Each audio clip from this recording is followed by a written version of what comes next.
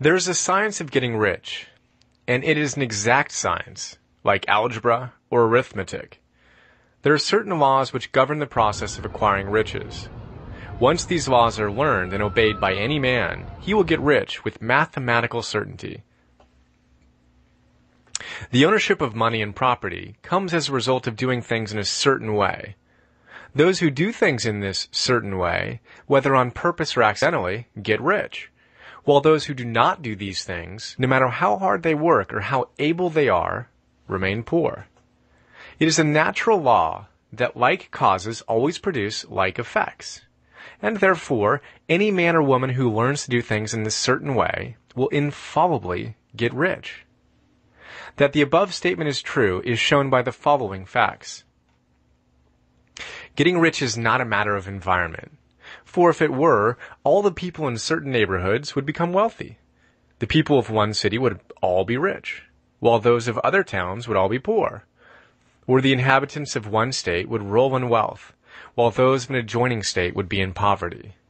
But everywhere we see rich and poor living side by side, in the same environment, and often engaged in the same vocations. When two men are in the same locality, and in the same business, and one gets rich while the other remains poor, it shows that getting rich is not, primarily, a matter of environment.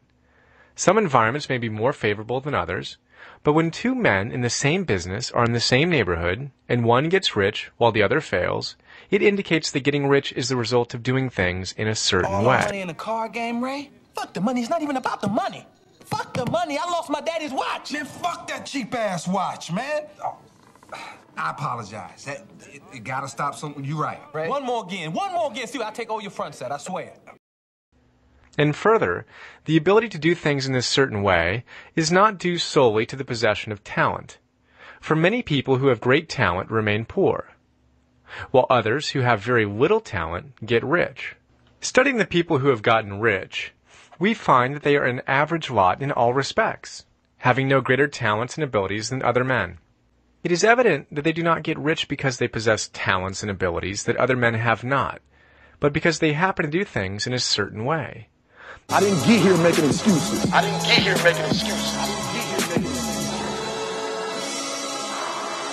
You can't make me want what I don't want. Sometimes you need to get knocked down before you can really figure out what your fight is and how you need to fight it. Sometimes you need to feel the pain and sting of defeat to activate the real passion and purpose.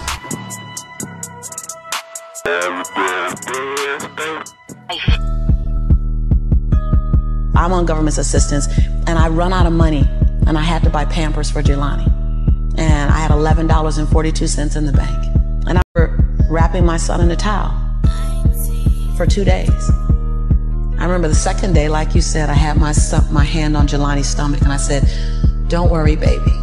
Mommy will never be this broke or broken again."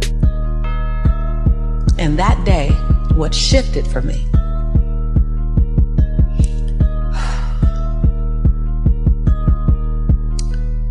was I was willing, and I don't know if this is going to sound crazy, I was willing to completely die to any form of me that I had been so that I can birth the woman that I was becoming.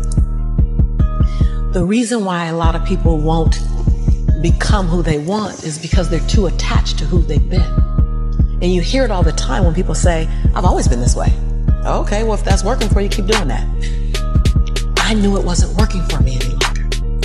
I had hit my version of rock bottom. So I was willing to let go of everything and everybody. See, another reason why people won't get there is because the doorway is for you to fit through. You're trying to carry everybody else through because you're trying to be Rescue 911. And you got to rescue you first. I am much more valuable to my family and to my community because I was willing to let them go through the door myself, teach myself, learn myself, condition myself, and then come back and get them. I'm much more valuable to them now. But I had to go through a window time of 10 years of judgment, See, we want to grow, but we want to stay liked by everybody. I was willing to be my own rescue at the risk of your approval. But most of us aren't like that. Facebook is an example. We want to be liked. Well, I woke up and I like myself today, so your like is extra. My job is to like me first. I was willing to say every day, Lisa, you like you? Lisa, are you proud of you? Lisa, are you playing full out? Every day before I checked in with anybody else. I was willing to inconvenience my entire life. My entire life. I was willing to disrupt my entire life to buy my future, to buy my possibility, to give my dream a chance. See, we're not supposed to tuck our dreams in on the pillow when we get up in the morning. We're not supposed to leave them at home and go and fulfill somebody else's dream. We're not supposed to do that. That's not what we're wired to do. What do you want to create? It's not keeping score. Your brain is keeping score because your brain is designed to keep you safe. Your soul, your intuition, your human spirit is designed to make you soar. When you get to the edge, your brain will always tell you to step back. It's always going to tell you to step back because you can fall. Always. It's going to tell you to step back because before you fell, the last time you did this, you saw someone else fail. You could hurt. You could be off work. It's going to tell you it's designed to keep you safe. So you have to be willing to play between your brain and your soul. And on some days, you got to just listen to your soul. And you got to say, I'm going to leap. I'm going to get to the edge. Most people are at the edge and you're standing at the edge and you're watching everyone else fly. That's Pimp My Ride, Watch My Crib, all this stuff. You know, watching people's lives on Facebook. You're at the edge, watching someone else live, wondering what it's going to be like when you jump without ever jumping. And I'm just here to tell you, jump. Because only three things can happen. You're either going to jump and fly, or you're going to jump and fall. Your greatest fear is not that you will fall. Your greatest fear is that you will live a full life and never fly.